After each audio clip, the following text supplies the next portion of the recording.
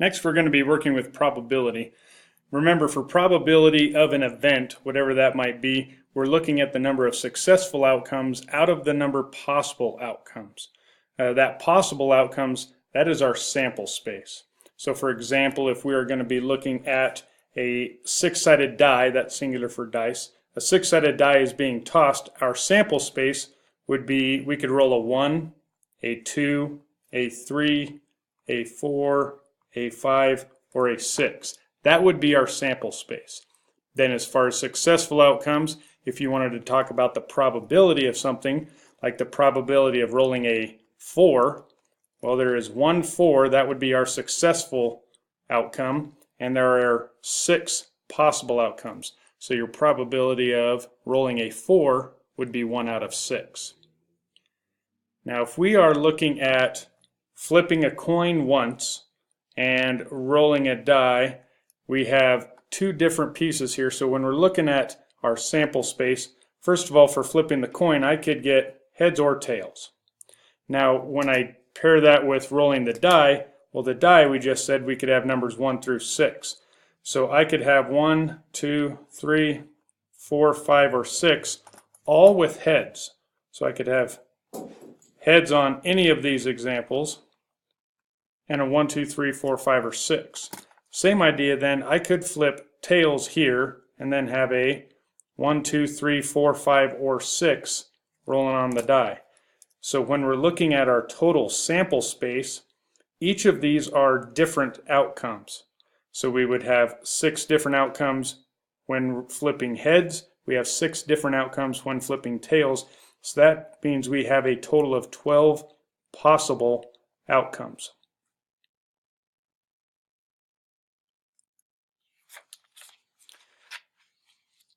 So if we're tossing 2 coins, and now we're getting into probability, if we have one will be heads and the other will be tails, and we're looking at the probability that this would happen, well, our chances of flipping heads would be 1 out of 2. We have 1 that would be head, there's 2 total possible outcomes.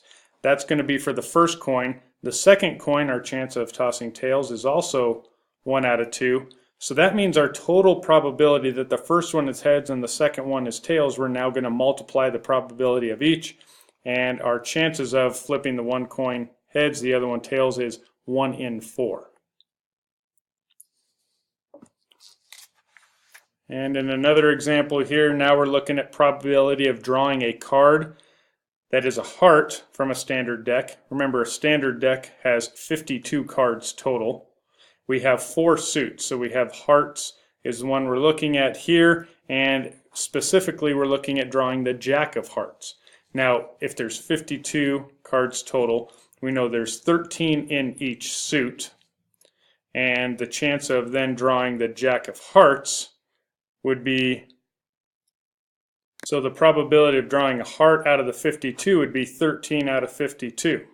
Now here we're talking about the jack of hearts out of just the jacks. Well, jack of hearts, there's 1 of those, and total jacks in the deck, there's 4 of those. And what we're saying is that the probability of each of those would be equal to each other. On this 8th example, we have a class given 20 study problems, and 10 of them will be on the next exam. So if a student knows how to solve 17, what's the probability that all 10 of those would be on the test? So remember, what we're looking at is our successful outcomes out of possible outcomes. So as far as finding the successful outcomes, this is going to be a combination problem here. And we know that this student knows how to solve 17, and there's going to be 10 chosen for the test. So if any of those 17 are chosen for the test, then that would be a successful outcome for that student. Now we also know that there's 20 total that could be chosen for the 10 that are going to be on the exam. So to find our successful outcomes, we would do this combination. As far as our possible outcomes, that would be this combination. Remember, it's a combination because the order doesn't make a difference. The student knows how to solve those problems. So when we go 17, choose 10, that gives us a total of 19,448. And 20, choose 10, that gives us 184,756. So then we could say that that probability is about, as we divide that out, 0.105. So that's about 10 or 11% chance that every single one of the questions on the test would be one of the 17 that student knows how to solve. We jump to number 11. On this one, we're looking at two integers from 1 to 50 that are chosen at random. What's the probability both of these numbers are less than 41? So we're going to choose one number here, we're going to choose another number here. So we're choosing two numbers. Now we're looking at them being less than 41. Well, if we're going from 1 to 50, the numbers that are less than 41 would be 1 through 40. So 40 out of the 50 would be less than 41. That would then be our successful outcomes, any of these 40 numbers out of our possible outcomes, total of 50. Now, just like we did on the other side, now we're going to say that the second number is also 40 out of 50. And so to find the probability that each of them would be less than 41, we would multiply these two. Now, if we want to reduce these fractions first, they both reduce to 4/5. And so then we would have 16 out of 25. That'd be our probability. That would be about 0.64. That's about 64%. And in the last example we're going to talk about before tomorrow, we're looking at a sales representative making a sale with approximately 1/3 of the calls being a successful outcome. If on any given day the representative contacts 5 potential clients, what is the probability that a sale will be made with at least one contact? So what we're really looking to do on a problem like this is we're going to need to find the complement. Now when we talk about a complement, what we're saying within probability is that the two of them together, the chance of something happening and the chance of them not happening would add up to 1. So let's say we have a 1 in 3 chance of something happening. The complement of that would be 2 out of 3.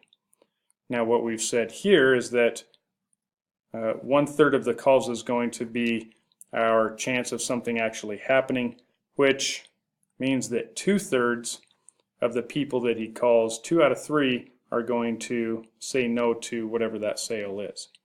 So what we're looking at is a probability that the sale will be made with at least one contact. Well, at least one, what would then be a failure is if nobody were to buy this. And so we're looking at finding the probability of 0. And when we have the complement, we're going to take 1 minus whatever that probability is. So what are the chances that nobody buys? That's what we're looking for here. And so if we're going to say, well, what's the chances of at least 1? It would be the complement to that. So what we have here is 1 minus, now the chances of 0, that means all 5 people contacted said no. So that means, remember we said 2 out of the 3 would be saying no is your chances of that happening. We're saying all 5 of them said no. So we're going to take 2/3 to the 5th because that's 2/3 times itself 5 times once for each person. And then when we take 1 minus that, that's what's telling us the chances of at least one person actually bought this. And so it comes out to be about 87% chance, 0.868, that somebody would actually purchase this. We'll finish the rest of these tomorrow in class.